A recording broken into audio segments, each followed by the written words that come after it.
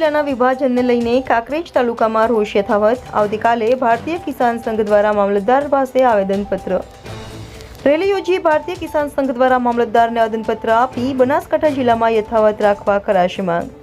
ખેડૂતો દ્વારા રેલી યોજી મામલતદાર કચેરીએ આવેદનપત્ર આપશે।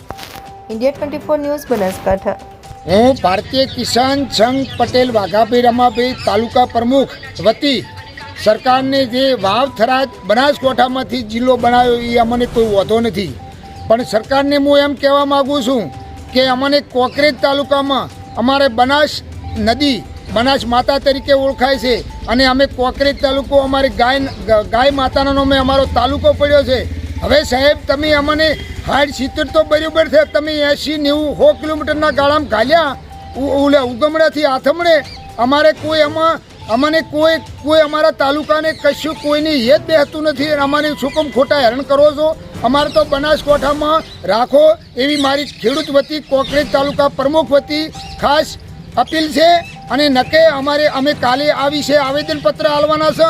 સતત તમે ઘટતું ના કર્યું તો અમે ઓનું જે કરવું પડશે એ અમે કરશું।